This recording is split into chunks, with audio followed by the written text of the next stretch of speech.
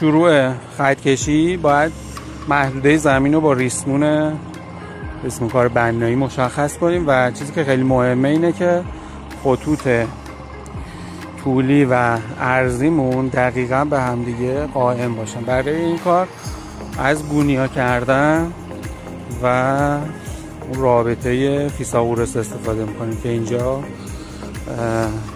اولین گونیا کردنمون با عدد 3، 4 و 5 که وقتی این اعداد درست باشه نشون میده که این دو تا ضلع با هم دیگه گونیا هستن.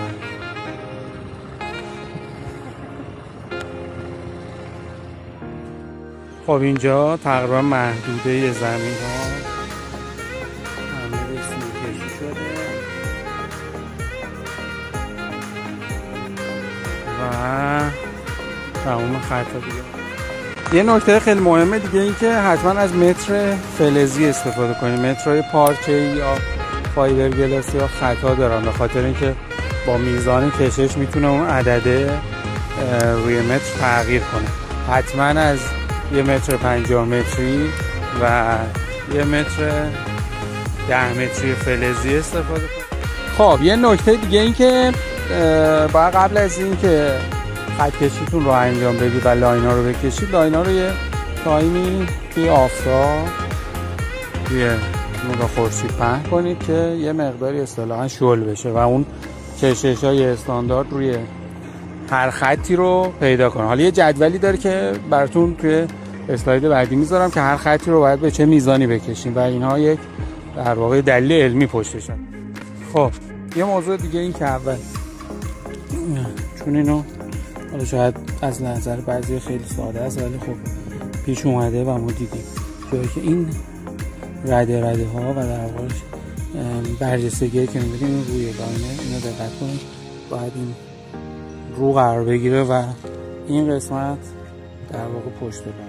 خب این مرحله کشیدن خط هاست قبل از اینکه میخ بزنیم. این خط بیس لاینه که باید 1 متر و 40 سانت کشیده بشه.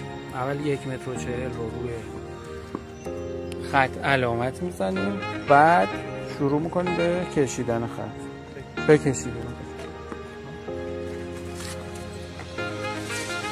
این کشه تا ماجیک علامت رو زیر ریسمون اون موقع یعنی 1 متر 40 سانتی خط ریسمون رو کشید. جدول این کشش رو براتون میذارم که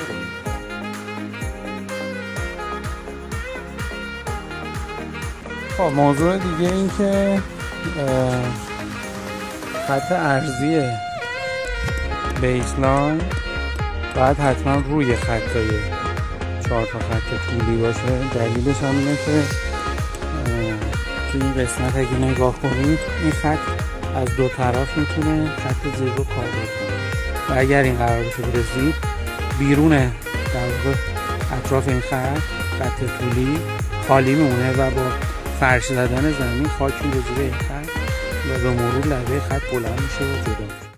سرویس لاین میره زیر خط سینگل برای اینکه کاور بشه توسط خط سینگل و خط سنتر سرویس لاین میره زیر خط سرویس لاین که توسط خط سرویس لاین کاور بشه برای همون قضیه‌ای که گفتم بهتون لبه های خط ها به مرور باید مشکل پیدا نکنه و بلند بشه.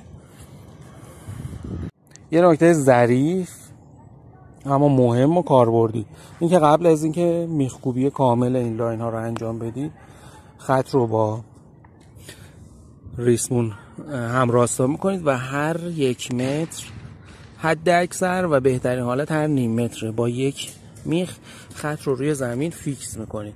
بعدن شروع به میخکوبی کامل خط میکنید. این باعث میشه که خط دیگه کج و موج نشه و احتمال خطا رو توی میخ زدن و اینکه خط